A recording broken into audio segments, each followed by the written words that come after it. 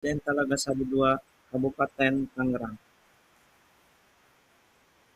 Penyebaran pemahaman kepada guru di SDN Talaga Sari II, Balai. Assalamualaikum warahmatullahi wabarakatuh. Waalaikumsalam warahmatullahi wabarakatuh. Alhamdulillahirabbil alamin wa bihi nasta'inu ala umuri dunya waddin wa ala alihi wasahbihi ajmain, amma ba'du. Puji syukur kita panjatkan kehadirat Allah Subhanahu wa taala yang telah memberikan berbagai macam kenikmatan kepada kita, sehingga dengan nikmat sehatnya lah kita bisa melakukan aktivitas kita. Seorang guru yaitu sudah berangkat dari rumah datang ke sekolah. Salawat dan salam marilah kita curahkan kepada junjungan alam, yakni Nabi besar kita Nabi Muhammad Sallallahu Alaihi Wasallam, yang telah membawa umatnya minal zulumati ilan nur. Bapak dan Ibu yang saya hormati, pada kesempatan kali ini saya mengundang Bapak dan Ibu untuk melakukan pembuatan aksi nyata saya, di mana di sini temanya diseminisasi pemahaman dan penerapan budaya positif. Penerapan budaya positif di sini saya selaku calon guru penggerak angkatan ke-10 dari SDN Talaga Sari II, Kecamatan Baraja, Kabupaten Tangerang, Banten, di mana di sini saya akan membuat aksi nyata tentang diseminisasi pemahaman dan penerapan budaya positif, yaitu modul 1.4.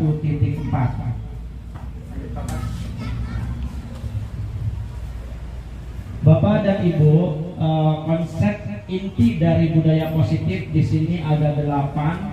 Yang pertama yaitu perubahan paradigma pendidikan, yang kedua disiplin positif, yang ketiga nilai-nilai kebajikan, keempat kebutuhan dasar manusia, yang kelima motivasi perilaku manusia, yang keenam posisi kontrol guru, yang ketujuh yaitu keyakinan kelas, yang keempat segitiga restitusi.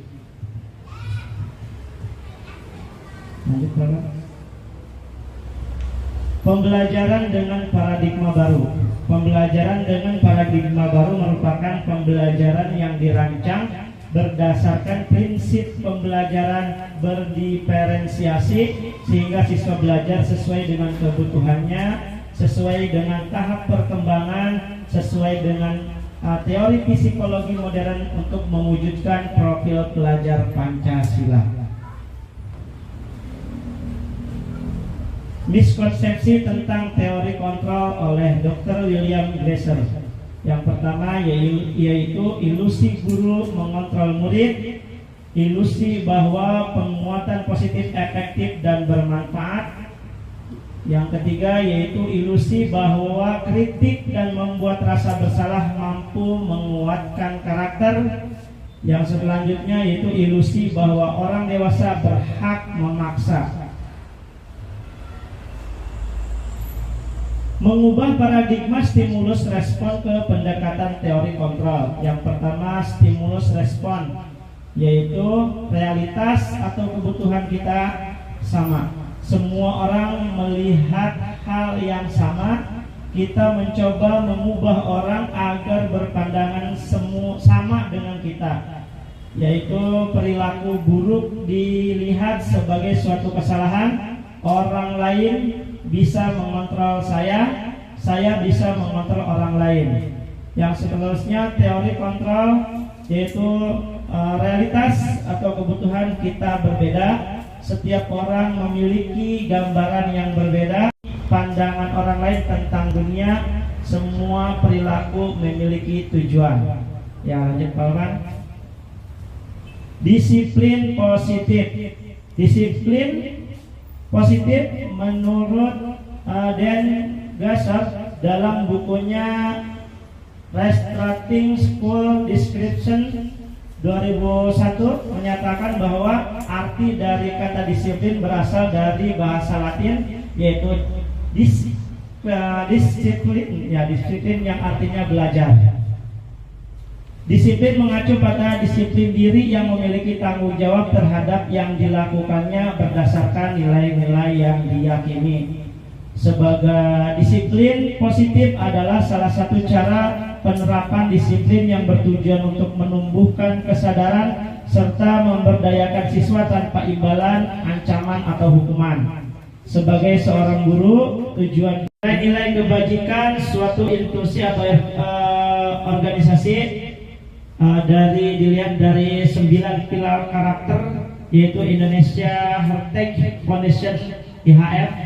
Yang pertama yaitu cinta Tuhan dan segenap ciptaannya, kemandirian dan tanggung jawab, kejujuran atau amanah, diplomatis, hormat dan santun, dermawan, suka menolong dan gotong royong, percaya diri, kreatif dan pekerja keras, kepemimpinan dan keadilan, baik dan rendah hati. Ya, nilai-nilai kebajikan suatu institusi atau organisasi dilihat dari the seven essential virtues, ya, building moral intelligence. Yang pertama yaitu empati, suara hati, kontrol diri, rasa hormat, kebaikan dan toleransi. Menanyakan keyakinan, ya, menanyakan keyakinan kepada anak yang tadi kan kita sudah sepakati sehingga anak merasa bersalah. Contoh, ketika ada kasus misalkan anak di kelas kita tadi misalkan memukul temannya. Nah, kita ketika dia memukul temannya itu, kita jangan mengecap dia langsung salah. Kita harus tanya dulu, kita harus gali dulu, kenapa kok anak ini bisa memukul temannya. Kita panggil dulu, kalau bisa dipanggilnya jangan di tempat yang ramai, misalkan di ruangan guru, jangan di ruangan guru, supaya anak-anak itu nyaman untuk mengeluarkan apa yang ada perasaannya di dalam hati dia. Nah, disitulah posisi kontrol guru diterapkan. Berarti ketika kita untuk menggali teman murid kita yang seperti itu, kita bisa menerapkan fungsi kontrol guru beberapa di situ. Contoh seperti sebagai teman, gitu kan? Ketika anak merasa kita sebagai temannya, pasti dia akan terbuka, ya kan? Terbuka sehingga kita gampang untuk menggali apa yang ada di dalam hati anak tersebut. Lanjut, Pak. Ya, terima kasih. Cukup sekian dari saya. Saya akhiri, billahi taufiq wal hidayah. Assalamualaikum warahmatullahi taala wabarakatuh. Waalaikumsalam warahmatullahi wabarakatuh. Ih, keren sekali Pak Pawan.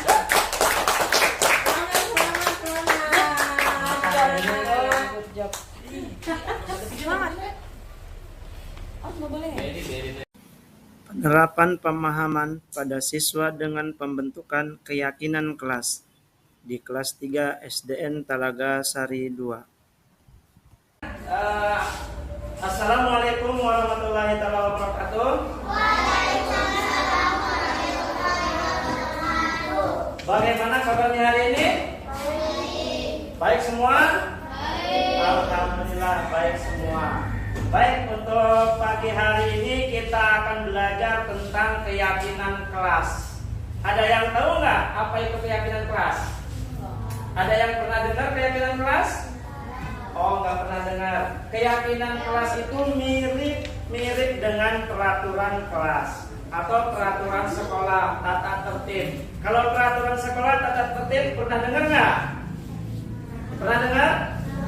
Peraturan sekolah pernah dengar? Pernah, pasti pernah dengar. Pasti semua sekolah punya peraturan. Contoh, kalian kalau kenapa bisa?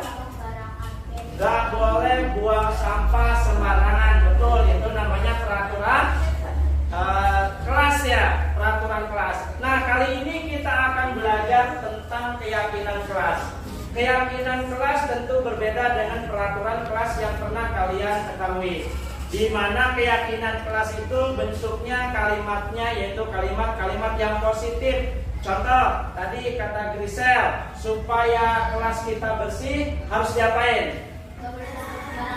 Tidak boleh buang sampah sembarangan. Tidak, berarti larangan kan? Tidak boleh buang sampah sembarangan. Berarti kalau keyakinan kelas, kalau yang kalimatnya yang positif, yaitu berarti Apa? Tidak boleh menggunakan dilarang, jangan, tidak, karena itu adalah kalimat negatif. Tetapi di kalimat di keyakinan kelas kita menggunakan kalimat yang positif. Berarti harus menjaga kebersihan, ya kan? Ya, tadinya jangan buang sampah sembarangan, itu kan kalimat negatif. Berarti kalau di keyakinan kelas kalian kalimatnya yaitu berarti apa tadi? Harus menjaga kebersihan. Harus apa lagi? Misalkan di dalam kelas kalian ketika melakukan ujian atau melakukan ulangan dilarang mencontek. Berarti kalau kalimat keyakinan kelasnya gimana? Dilarang mencontek. Berarti kalimat keyakinan kelasnya yaitu jujur. Ya jujur.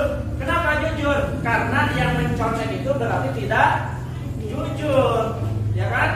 Nah, kenapa tidak jujur? Ya ibaratnya menyontek pekerjaan orang lain. Nah, hari ini nanti Bapak akan bagikan voice note yang akan kalian tulis isi dengan keyakinan kelas. Nanti kita sama-sama akan membuat keyakinan kelas. Keyakinan kelas itu berbeda dengan peraturan kelas yang tadi Bapak sudah sebutkan. Kalau peraturan kelas itu ada kata tidak, dilarang, jangan, tetapi berbeda dengan keyakinan kelas. Kalau keyakinan kelas itu kalimatnya kalimat yang positif. Contoh kalimat yang positif seperti apa? Tadi kalau misalkan dilarang mencontek berarti jujur. Nah, kita sepakat berarti kita itu harus jujur. Ada lagi, jangan buang sampah sembarangan. Berarti kalau kalimat keyakinan kelasnya yang positifnya apa tadi? Bukan tidak boleh. Berarti harus menjaga kebersihan. Sesama teman harus saling. Keyakinan kelasnya ditulis. Ayo satu kalimat saja, nggak boleh lebih. Ya, satu kalimat, satu kata, hanya satu kata saja. Ya. Ayo silakan. Jadi saya duduk, masuknya masing-masing. Ayo. Tekel ya. Nah, tekel yang banyak di bawah. Silakan. Ditempel di depan.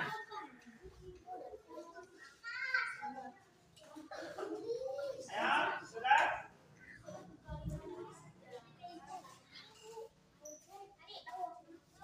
Silakan ayo ditulis ditempel. Sudah semuanya ini tulisnya udah? Bukan? Ayo, tempel. Yang sudah silakan tempel.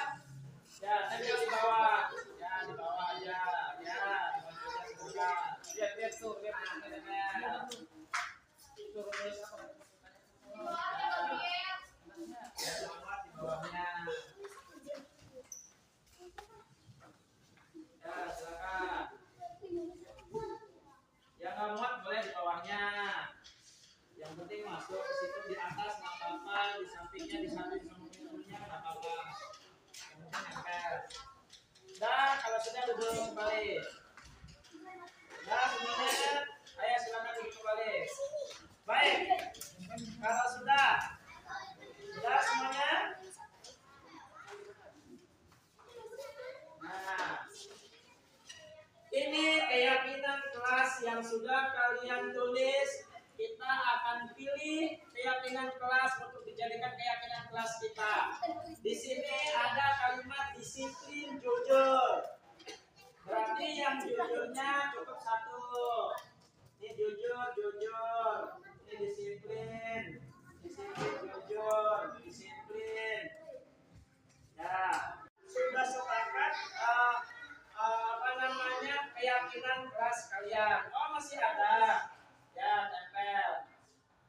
Ya, jujur ini tadi sudah. Ya, sudah. Sekarang silakan kalian ke depan tulis nama kalian dan tanda tangan. Ayo, Gisel, sini. Tulis nama Gisel, nanti tanda tangan. Rizka, Fatin. Nama kamu di sini tanda tangan. Ayo, nama, tanda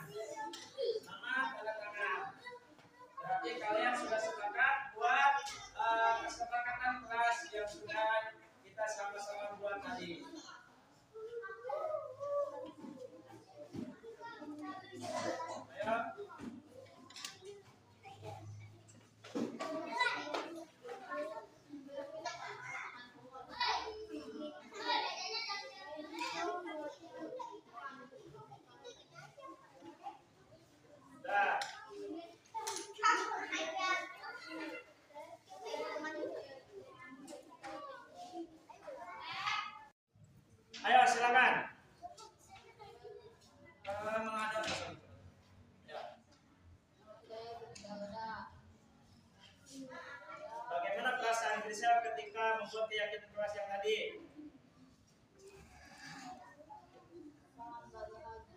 Sangat bahagia. Apakah menurut Grisa pembuatan keyakinan kelas sangat penting untuk dilakukan? Sangat penting. Menurut Grisa, mengapa pembuatan keyakinan kelas sangat penting untuk dilakukan?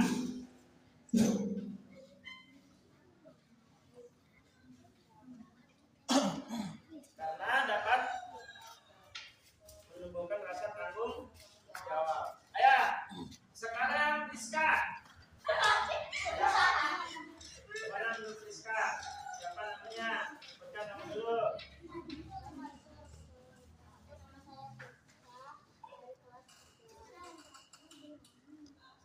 Bagaimana perasaan Rizka ketika membuat keyakinan kelas? Sangat bahagia. Apakah menurut Rizka membuat keyakinan kelas ini sangat penting untuk dilakukan? Sangat penting. Menurut Rizka, mengapa pembuatan keyakinan kelas ini sangat penting untuk dilakukan? Karena untuk menghargai orang lain. Ya, terima kasih Rizka. Selanjutnya siapa tadi? Itu siapa? Ya, silakan.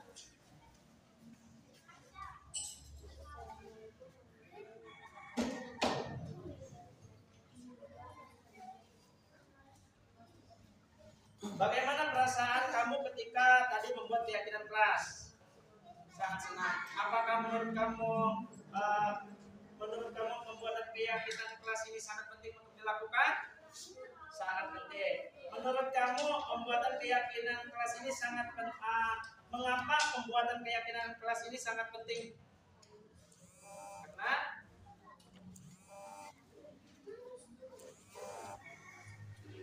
Karena menumbuhkan rasa saling menghormati. Ya.